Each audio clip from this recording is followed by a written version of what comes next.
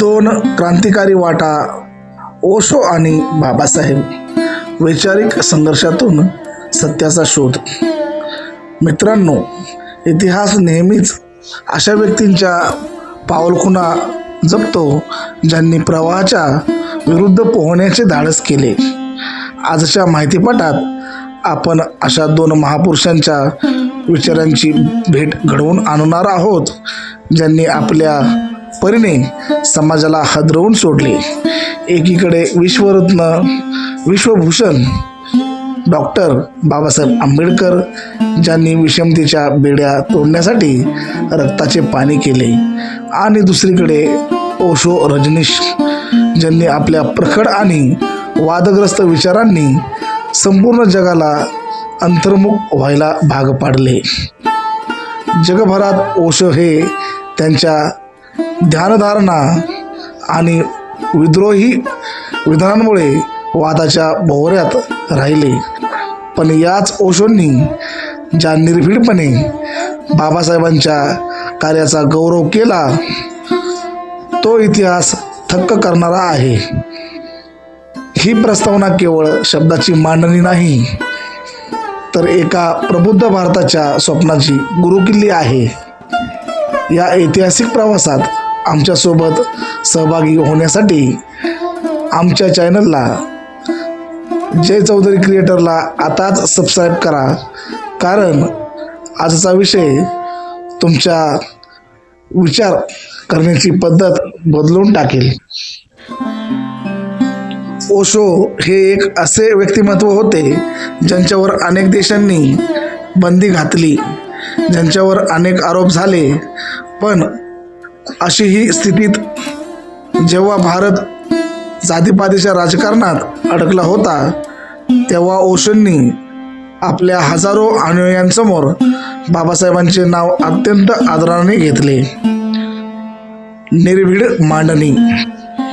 ओशो म्हणायचे की मला लोक वादग्रस्त म्हणतात कारण मी सत्य बोलतो, आणि बाबासाहेबांनीही त्यांच्या काळात लोकांनी विरोध केला कारण त्यांनी जुन्या कुजलेल्या परंपरांना लाथ मारली होती.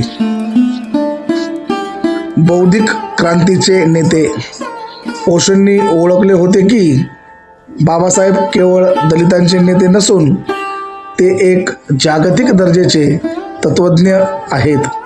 ओशोंनी त्यांच्या प्रवचनातून हे स्पष्ट केले की जोपर्यंत भारत बाबासाहेबांच्या विवेकवादाला स्वीकारत नाही, तोपर्यंत देशाचा उद्धार शक्य नाही. परदेशातील व्यासपीठावर बाबासाहेबांचा गौरव.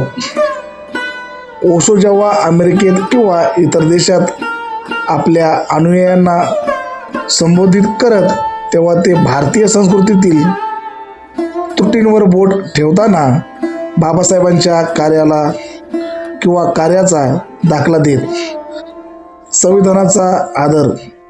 ओशो सांगत की ज्या देशात हजारो वर्षे माणसाला माणूस मानले गेले नाही, त्या देशाला बाबासाहेबांनी जगातील सर्वात मोठे लोकशाही संविधान दिले. हाच मोठा चमत्कार आहे.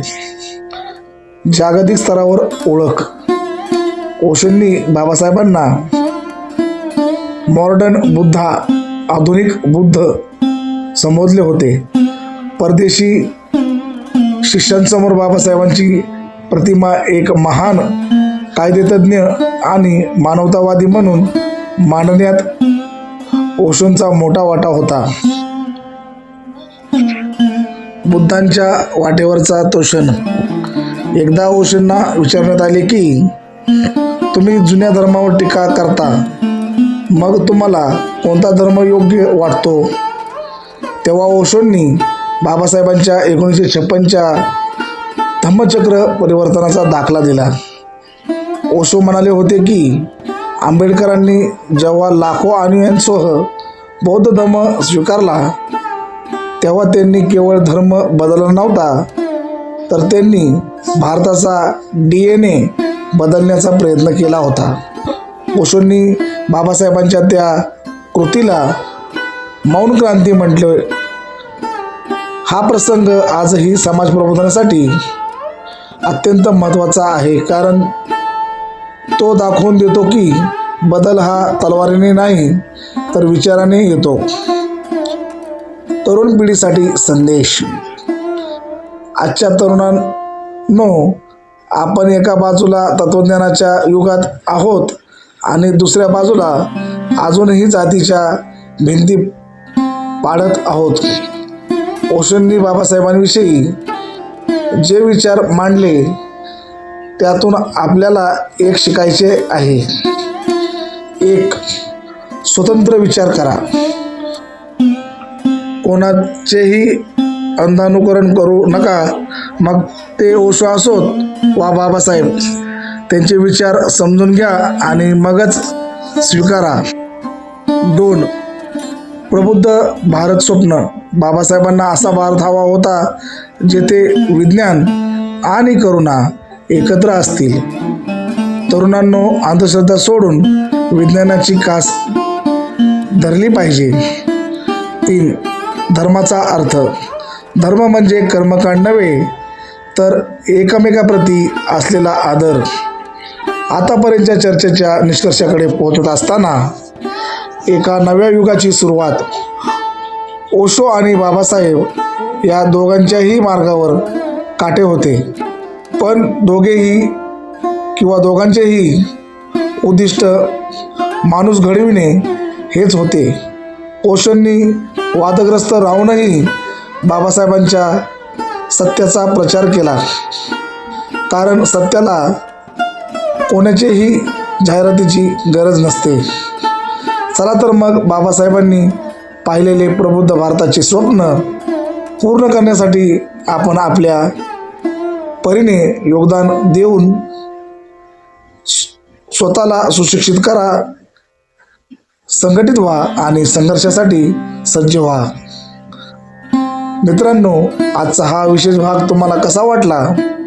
ओशो आणि बाबासाहेब यांच्या या वैचारिक सहवासातून तुम्हाला काय नवीन शिकायला मिळाले हे कमेंटमध्ये नक्की सांगा.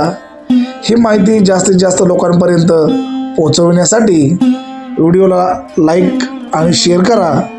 अशाच क्रांतिकारी विचारासाठी आमच्या व आपल्या चॅनलला जय चौधरी क्रिएटरला सबस्क्राईब करा. जय भीम, जय भारत, जय संविधान. मित्रांनो, मी जय चौधरी क्रिएटर चॅनलचा निवेदक प्रवीण सुनील चौधरी. आतापर्यंत तुम्ही मला ऐकून घेतलं, मी आपला शतशः आभारी आहे. धन्यवाद, धन्यवाद, धन्यवाद.